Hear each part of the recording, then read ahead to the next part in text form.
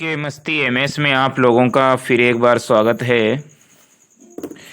10वां topic पूर्ण रूप से समाप्त हो गया। लूसेंट ऑप्शनल से भी क्वेश्चन हो गए, लूसेंट से एक्सप्लेन हो गया, किरण से एक्सप्लेन हो गया। आज 11वां टॉपिक है 15वीं व 16वीं सदी के धार्मिक आंदोलन। 15वीं व 16वीं सदी के धार्मिक आंदोलन में पहला पार्ट होगा। पहला जो चैप्टर है वो भक्ति आंदोलन का, दूसरा है सूफी आंदोलन का। लेकिन लूसेंट ऑप्शनल वाली बुक में ऐसा है, लेकिन लूसेंट से एक्सप्लेन हम दोनों से कर देंगे, सूफी आंदोलन से भी और भक्ति आंदोलन से भी। ठीक है, तो नहीं, भक्ति आंदोलन पहला पार्ट है, उसी से रिलेटेड। तो पहला क्वेश्चन है भक्ति आंदोलन से। 20 क्वेश्चन होंगे, 20 नहीं 40 क्वेश्चन होंगे और उसके बाद भक्ति आंदोलन का एक्सप्लेन होगा। तो पहला क्वेश्चन है, सूची मिलान करना है, सूची 1 सूची 2। तो मत विचार, पहले आचार्य हैं और उन्होंने कौन सा मत दिया उसके बारे में। जैसे रामानुजाचार्य ने कौन सा मत या विचारधारा दी, तो रामानुजाचार्य ने विशिष्टा द्वैत विचारधारा दी, विशिष्टा द्वैत विचारधारा दी। निम्बार्काचार्य ने द्वैत मत भेदाभेद, निम्बार्काचार्य ने द्वैताद्वैत या भेदाभेद ये विचारधारा दी। मध्व आचार्य ने द्वैत विचारधारा दी और विष्णु स्वामी ने शुद्धा द्वैत विचारधारा दी। रामानुज ने विशिष्टता द्वैत, निम्बार्काचार्य ने द्वैताद्वैत या भेदाभेद, माधवाचार्य ने द्वैत और विष्णु स्वामी ने शुद्धा द्वैत। तो ये तो पहला क्वेश्चन हुआ 11वें टॉपिक का। अब देखते हैं भक्ति आंदोलन लूसेंट बुक के अनुसार। 6ठी शताब्दी में भक्ति आंदोलन का शुरुआत तमिल क्षेत्र से हुई, जो कर्नाटक और महाराष्ट्र में फैल गई। भक्ति आंदोलन का विकास 12 अलवार वैष्णव संतों और 63 नयनार शैव संतों ने किया। 12 अलवार और 63 नयनार शैव संतों ने किया। 12 अलवार वैष्णव संत और 63 नयनार शैव संतों ने किया। शैव, नयनार और वैष्णव अलवार जैनियों और बौद्धों के अपरिग्रह को अस्वीकार का ईश्वर के प्रति व्यक्तिगत भक्ति को ही मुक्ति का मार्ग बताते थे। शैव संत अप्पार ने पल्लव राजा महेंद्र वर्मन को शैव धर्म स्वीकार करवाया। भक्ति कवि संतों को संत कहा जाता था और उनके 2 समूह थे। प्रथम समूह वैष्णव संत थे जो महाराष्ट्र में लोकप्रिय हुए। वे भगवान विठोबा के भक्त थे। विठोबा पंथ के संत, उनके अनुयायी वरकरी या तीर्थयात्री पंथ कहलाते थे। वरकरी या तीर्थयात्री पंथ कहलाते थे क्योंकि हर वर्ष पंढरपुर की तीर्थ यात्रा पर जाते थे। दूसरा समूह पंजाब एवं राजस्थान के हिंदी भाषी क्षेत्रों में सक्रिय था और इसका निर्गुण भक्ति यानी हर विशेषता से परे भगवान की भक्ति, निर्गुण भक्ति में आस्था थी। भक्ति आंदोलन को दक्षिण भारत से उत्तर भारत में रामानंद के द्वारा लाया गया। दक्षिण भारत से उत्तर भारत में रामानंद के द्वारा लाया गया। बंगाल में कृष्ण भक्ति की प्रारंभिक प्रतिपादकों में विद्यापति ठाकुर और चंडीदास थे। बंगाल में कृष्ण भक्ति की प्रारंभिक प्रतिपादकों में विद्यापति ठाकुर और चंडीदास थे। रामानंद की शिक्षा से 2 संप्रदायों का प्रादुर्भाव हुआ, सगुण जो पुनर्जन्म में विश्वास रखता है और निर्गुण जो भगवान के निराकार रूप को पूजता है। रामानंद की शिक्षा से 2 संप्रदाय, सगुण और निर्गुण। सगुण संप्रदाय के सबसे प्रसिद्ध व्याख्याताओं में से थे तुलसीदास और नाभादास जो राम भक्त, और निम्बार्क और बल्लभाचार्य, चैतन्य, सूरदास और मीराबाई जो कृष्ण भक्त। तो ये सगुण संप्रदाय के थे। निर्गुण संप्रदाय के सबसे प्रसिद्ध प्रतिनिधि थे कबीर, जिन्हें भावी उत्तर भारतीय पंथों का आध्यात्मिक गुरु माना गया। भावी उत्तर भारतीय पंथों का आध्यात्मिक गुरु माना गया। शंकराचार्य के अद्वैत दर्शन के विरोध में दक्षिण में वैष्णव संतों द्वारा 4 मतों की स्थापना की गई। शंकराचार्य के अद्वैत दर्शन के विरोध में दक्षिण में वैष्णव संतों द्वारा 4 मतों की स्थापना की गई। कौन कौन? दक्षिण में वैष्णव संतों द्वारा स्थापित 4 मत, एक तो है श्री संप्रदाय, दूसरा है ब्रह्म संप्रदाय, तीसरा है रुद्र संप्रदाय और चौथा है सनकादिक संप्रदाय। श्री संप्रदाय, ब्रह्म संप्रदाय, रुद्र संप्रदाय और सनकादिक संप्रदाय। श्री संप्रदाय रामानुजाचार्य इसके समर्थक थे, जिन्होंने विशिष्टता द्वैत मत चलाया। ब्रह्म संप्रदाय इसके माधवाचार्य थे, जिन्होंने द्वैतवाद चलाया मत। रुद्र संप्रदाय से विष्णु स्वामी जी आते थे, जिन्होंने शुद्ध द्वैतवाद चलाया। और सनकादिक संप्रदाय निम्बकाचार्य आते थे, जिन्होंने द्वैतवाद चलाया। ये विचारधारा थी। विष्णु निम्बकाचार्य द्वैताद्वैत या भेदा भेद भी इसे कहते हैं। और सनकादिक संप्रदाय निम्बकाचार्य ने चलाया द्वैताद्वैतवाद। आगे है भक्ति काल के आंदोलन के संत। सबसे पहले हैं रामानुजाचार्य, 11वीं शताब्दी। कब हुए? 11वीं शताब्दी में रामानुजाचार्य। देखिए, इन्होंने राम को अपना आराध्य माना। इनका जन्म 1017 ईस्वी में मद्रास के निकट पेरुम्बर नामक स्थान पर हुआ था। 1137 ईस्वी में इनकी मृत्यु हो गई। रामानुज ने वेदांत में प्रशिक्षण अपने गुरु कांचीपुरम के यादव प्रकाश से प्राप्त किया। रामानुज ने वेदांत में प्रशिक्षण अपने गुरु कांचीपुरम के यादव प्रकाश से प्राप्त किया। यादव प्रकाश। अगला है रामानंद। अगला जो संत है रामानंद। रामानंद का जन्म 1299 ईस्वी में प्रयाग में हुआ था। इनकी शिक्षा प्रयाग तथा वाराणसी में हुई। इन्होंने अपना संप्रदाय सभी जातियों के लिए खोल दिया। रामानुज की भांति इन्होंने भी भक्ति को मोक्ष का एकमात्र साधन स्वीकार किया। रामानंद जी ने इन्होंने मर्यादा पुरुषोत्तम राम और सीता की आराधना को समाज के समक्ष रखा। रामानंद के 12 शिष्यों में 2 स्त्रियां पद्मावती और सुरसरी थीं। पद्मावती व सुरसरी। इनके प्रमुख शिष्य थे जैसे रैदास हरिजन, कबीर जुलाहा, धन्ना जाट, सेना नाई। सेना जो थे इनके शिष्य वो नाई थे। पीपा राजपूत, सधना कसाई। अगला है कबीर। अगले संत हैं कबीर। कबीर का जन्म 1440 ईस्वी विवादास्पद है, लेकिन 1440 ईस्वी में वाराणसी में एक विधवा ब्राह्मणी के गर्भ से, लोक श्रुतियों के अनुसार विधवा ब्राह्मणी के गर्भ से हुआ था। लोक लज्जा के भय से उसने नवजात शिशु को वाराणसी में लहर तारा के पास एक तालाब के समीप छोड़ दिया। जुलाहा नीरू तथा उसकी पत्नी नीमा इस नवजात शिशु को अपने घर ले गए। इस बालक का नाम कबीर रखा। इन्होंने राम, रहीम, हजरत, अल्लाह आदि को एक ही ईश्वर के अनेक रूप माने। इन्होंने जात प्रथा, धार्मिक कर्मकांड, बाह्य आडंबर, मूर्ति पूजा, जप तप, अवतारवाद आदि का घोर विरोध करते हुए एकेश्वरवाद में आस्था व्यक्त की एवं निराकार ब्रह्म की उपासना को महत्व दिया। निर्गुण भक्ति धारा से जुड़े कबीर ऐसे प्रथम भक्त थे जिन्होंने संत होने के बाद भी पूर्णताग्रस्त जीवन का निर्वाह किया। इनके अनुयायी कबीर पंथी कहलाए। कबीर के उपदेश शब्द सिखों के आदि ग्रंथ में संग्रहित हैं। कबीर की वाणी का संग्रह बीजक यानी शिष्य धर्मदास द्वारा संकलित बीजक, कबीर की वाणी का संग्रह बीजक नाम से प्रसिद्ध है, जो शिष्य धर्मदास द्वारा संकलित किया गया। बीजक में 3 भाग हैं, रामायणी, शब्द, साखी। रामायणी शब्द साखी। उनकी भाषा को सदकोकड़ी कहा गया। इसमें ब्रजभाषा, अवधी एवं राजस्थानी भाषा के शब्द पाए जाते हैं। कबीरदास की मृत्यु 1510 ईस्वी में मगहर में हुई। कबीर सुल्तान सिकंदर लोदी के समकालीन थे। अगले संत हैं गुरु नानक। देखिए, गुरु नानक का जन्म 1469 ईस्वी में अविभाजित पंजाब के रावी नदी के तट पर स्थित तलवंडी नामक ग्राम में हुआ, जो अब ननकाना साहिब के नाम से विख्यात है। ननकाना साहिब। उनकी माता का नाम तृप्ता देवी तथा पिता का नाम कालू राम था।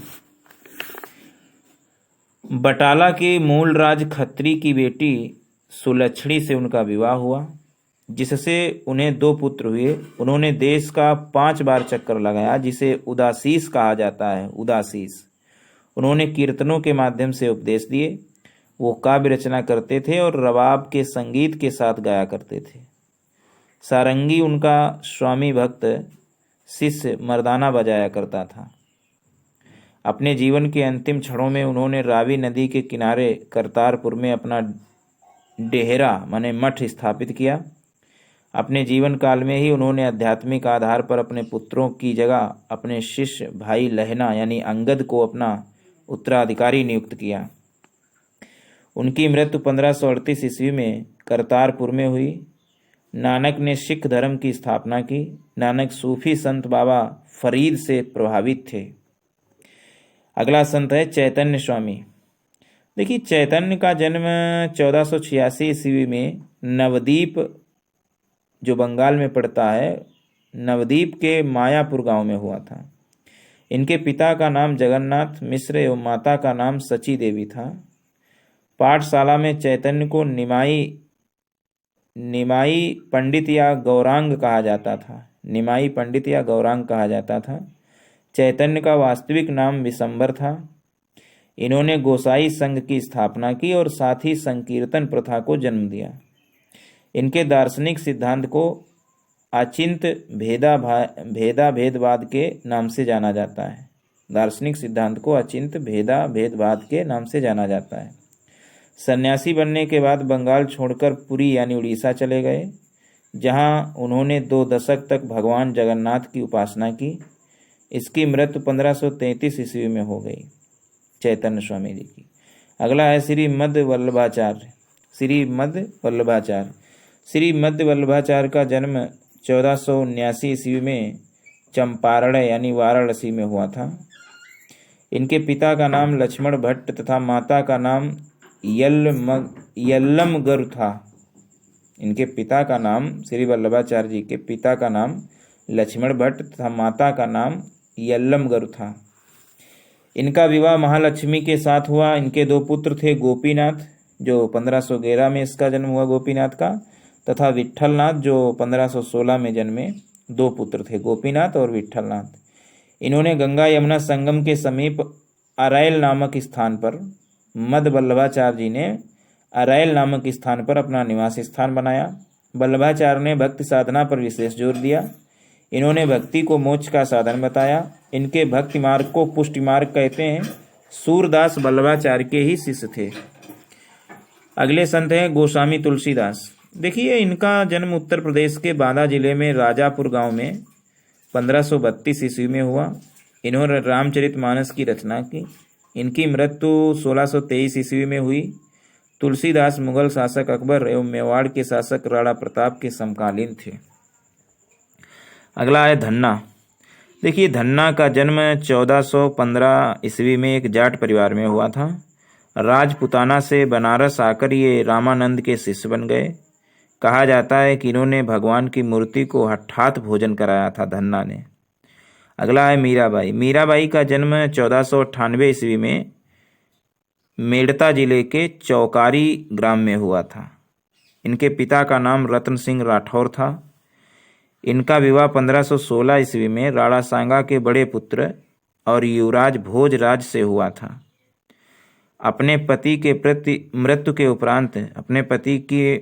उपरांत ये पूर्णतः धर्मपरायण जीवन व्यतीत करने लगी। इन्होंने कृष्ण की उपासना प्रेमी एवं पति के रूप में की। इनके भक्ति गीत मुख्यतः ब्रजभाषा और आंशिक रूप से राजस्थानी में लिखे गए तथा इनकी कुछ कविताएं राजस्थानी में भी हैं। इनकी मृत्यु 1546 ईस्वी में हो गई। रैदास। अगले संत हैं रैदास। ये जात से चमार थे और बनारस के रहने वाले थे। ये रामानंद के 12 शिष्यों में एक थे। इनके पिता का नाम रघु तथा माता का नाम घुरबिनिया था। पिता का नाम रघु, माता का नाम घुरबिनिया था। ये जूता बनाकर जीविकोपार्जन करते थे। इन्होंने रायदासी संप्रदाय की स्थापना की। अगला है दादू दयाल। देखिए, दादू दयाल ये कबीर के अनुयायी थे। इनका जन्म 1544 ईस्वी में अहमदाबाद में हुआ था। इनका संबंध धुनिया जात से था। सांभर में आकर इन्होंने ब्रह्म संप्रदाय की स्थापना की। अकबर ने धार्मिक चर्चा के लिए इन्हें एक बार फतेहपुर सिकरी बुलाया था दादू दयाल को। इन्होंने निपख नामक आंदोलन की शुरुआत की। इनकी मृत्यु 1603 ईस्वी में हो गई। सुंदरदास दादू के ही शिष्य थे। अगला है शंकर देव। 1449 में इनका जन्म शंकर देव का और 1569 में मृत्यु। शंकर देव ने भक्ति आंदोलन का प्रचार प्रसार असम में किया। ये चैतन्य के समकालीन थे। तो ये तो लूसेंट्स के अनुसार भक्ति आंदोलन था। अब 40 क्वेश्चन देख लेते हैं।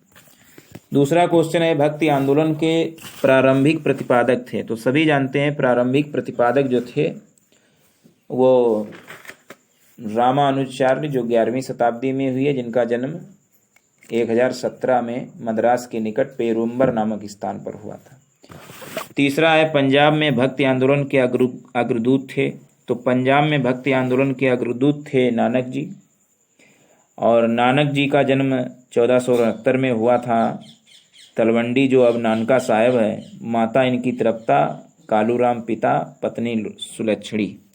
चौथा है भक्ति आंदोलन को दक्षिण भारत में लाकर उत्तर भारत का प्रचारित करने, दक्षिण भारत से लाकर उत्तर भारत तक प्रचारित करने का श्रेय दिया जाता है रामानंद जी को।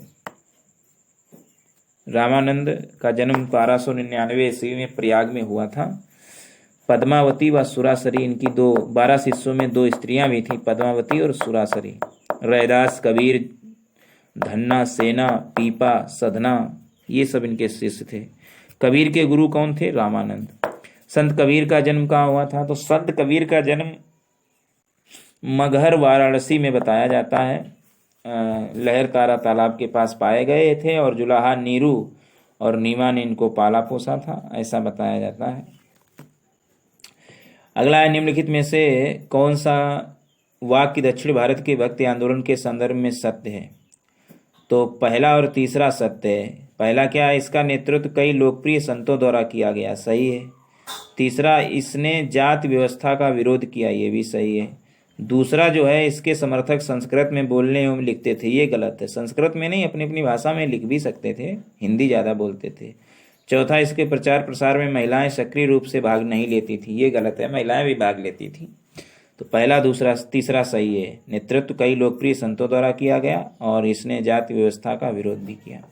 नवा है चैतन्य महाप्रभु किस संप्रदाय से जुड़े थे? तो चैतन्य महाप्रभु गौड़ीय संप्रदाय से जुड़े थे। चैतन्य जो थे स्वामी, जिनका 1486 में जन्म हुआ नवदीप, बंगाल के मायापुर गांव में, पिता जगन्नाथ, माता सची देवी और निमाई पंडित इनका बचपन का नाम था। तो इन्होंने भेदाभाद भी चलाया, इस सिद्धांत में भी चलाया। तो चैतन्य महाप्रभु गौड़ी संप्रदाय से थे। अगला है पुष्टि मार्ग के दर्शन की स्थापना किसने की? तो पुष्टि मार्ग के दर्शन की स्थापना वल्लभाचार्य जी ने की, जो 1479 में चंपारण वाराणसी में जन्मे थे। इनके पिता लक्ष्मण भट्ट और माता यल्लम गरु थी, महालक्ष्मी के साथ जिनका विवाह हुआ था। किस संत ने ईश्वर को अपने पास अनुभव करने के लिए नृत्य एवं गीतों का माध्यम बनाया? तो चैतन्य महाप्रभु ने ईश्वर को अपने पास अनुभव करने के लिए नृत्य एवं गीतों को अपना माध्यम बनाया। अद्वैतवाद के सिद्धांत के प्रतिपादक कौन थे? तो अद्वैतवाद के सिद्धांत के प्रतिपादक शंकराचार्य थे। अगला है कालक्रम के अनुसार व्यवस्थित कीजिए। तो सबसे पहले कबीर, कबीर के बाद नानक, नानक के बाद चैतन्य, चैतन्य के बाद तुलसीदास। कबीर, नानक, चैतन्य, क्योंकि कबीर का जो जन्म था वो 1440 में, नानक का जन्म जो है वो 1469 में, और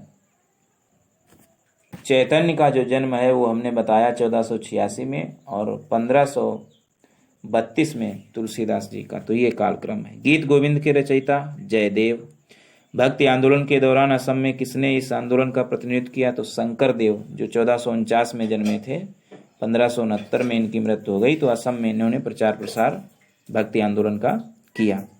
गुरु नानक का धर्म उपदेश है मानव बंधित्व का, जो है गुरु नानक का धर्म उपदेश है। सिखों को लड़ाकू संगठन बनाने का ये भी नहीं, धर्म के रूप में सिखत्व का ये भी नहीं, सिखों की एकता का ये भी नहीं, मानव बंधित्व का धर्म उपदेश गुरु नानक का है। 17वां है 17वां जो है सूची मिलाना है शंकराचार्य द्वारा स्थापित मठ और स्थल। तो श्रृंगेरी जो पीठ है, श्रृंगेरी पीठ मठ जो है ये मैसूर कर्नाटक में स्थित है। गोवर्धन पीठ जो है ये पुरी उड़ीसा में। ज्योतिष पीठ जो है बद्रीनाथ उत्तर प्रदेश में। शारदा पीठ है जो द्वारिका गुजरात में। श्रृंगेरी पीठ मैसूर कर्नाटक में। गोवर्धन पीठ पुरी उड़ीसा में। ज्योतिष पीठ बद्रीनाथ उत्तर प्रदेश में। शारदा पीठ द्वारिका गुजरात में। 18 क्वेश्चन नंबर 18 में संतों के नाम और संतों के कार्यक्षेत्र।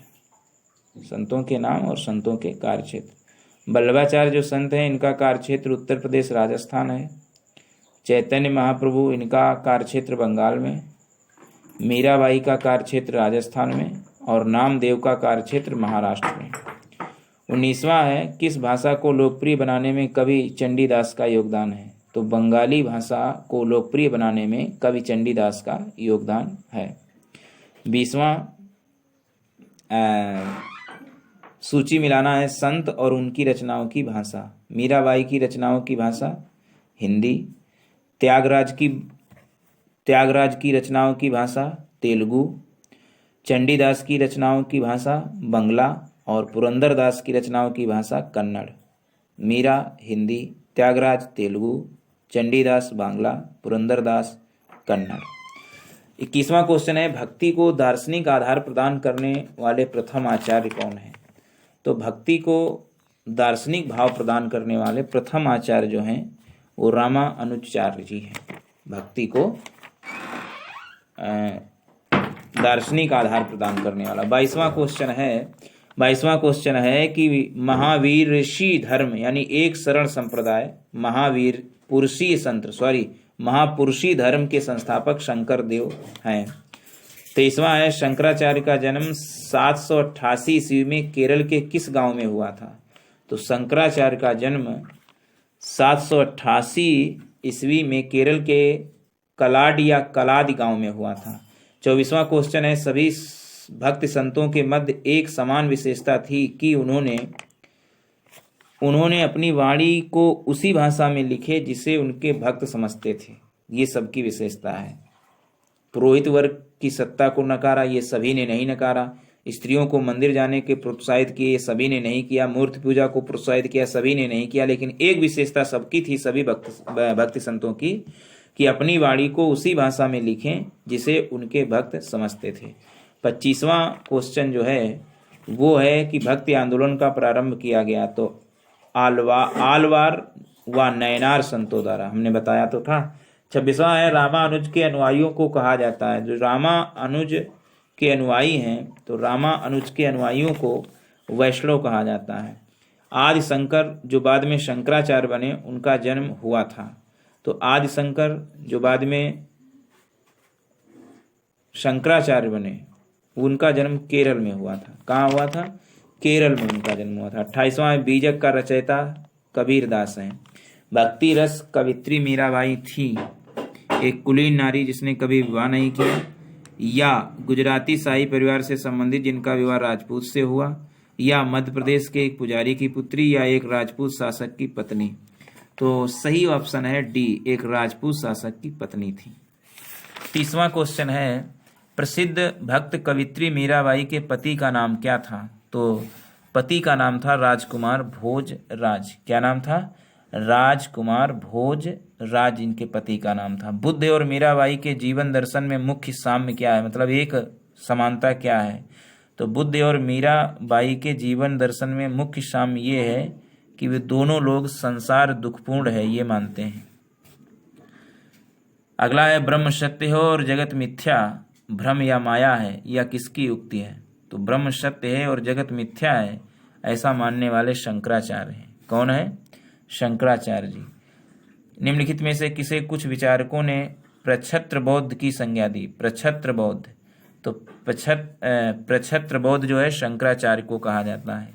34वां है रामानुजाचार्य को किस कट्टर शैव मतावलंबी चोल शासक के धमकी के कारण त्रिचनापल्ली को छोड़कर मैसूर जाना पड़ा। तो कुलोतिंग प्रथम की धमकी के कारण जो शैव मतावलंबी चोल शासक था जिसकी धमकी के कारण रामानुजाचार्य को त्रिचनापल्ली को छोड़कर मैसूर जाना पड़ा। 35वां है, रामानुजाचार्य को होयसल वंश के जैन धर्मावलंबी शासक विट्ठिक को वैष्णव धर्मावलंबी बनाने में सफलता मिली। विट्ठिक ने अपना नाम बदलकर क्या रखा? तो विट्ठिक ने अपना नाम बदलकर रखा था विष्णुवर्धन। रामानुजाचार्य जो होयसल वंश के जैन धर्मावलंबी थे विट्ठिक, इसको वैष्णव धर्म स्वीकार कराया और वैष्णव धर्म स्वीकार करने पर विट्ठिक ने अपना नाम विष्णुवर्धन कर लिया। 36वां क्वेश्चन है, किसने भक्ति के क्षेत्र में शूद्रों को भगवत दर्शन व मोक्ष का अधिकार देकर इन्हें इस्लाम धर्म स्वीकार करने से रोका? तो रामानुजाचार्य जी ने। 37वां है, दक्षिण भारत का वह संत कौन था जिसने अपना अधिकांश जीवन उत्तर भारत में वृंदावन में बिताया? तो दक्षिण भारत का वह संत निम्बार्क आचार्य जी थे, जिसने अपना अधिकांश जीवन उत्तर भारत में वृंदावन में बिताया। 38वां क्वेश्चन है, महाराष्ट्र में विडोबा या विट्ठल या विष्णु का नाम आंदोलन का केंद्र था। मतलब महाराष्ट्र में जो विठोबा या विट्ठल आंदोलन का केंद्र था पंढरपुर। कौन था? पंढरपुर जो था ये विठोबा या विट्ठल आंदोलन का केंद्र था। 39वां है, किसने भगवत गीता पर भावार्थ दीपिका नाम से एक बृहद टीका मराठी में लिखी, जिसे सामान्यतः ज्ञानेश्वरी के नाम से जाना जाता है? तो ज्ञानदेव ने भगवत गीता पर भावार्थ दीपिका नाम से एक बृहद टीका मराठी में लिखी, जिसे सामान्यतः ज्ञानेश्वरी के नाम से जाना जाता है। 40वां क्वेश्चन है, यदि संस्कृत देव भाषा है तो क्या मेरी मातृभाषा दास्य भाषा है या किसकी युक्ति है?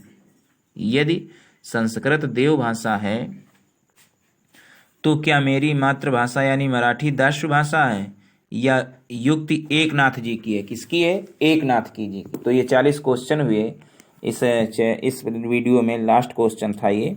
जो शेष क्वेश्चन बचे हैं ये हम नेक्स्ट पार्ट में बताएंगे।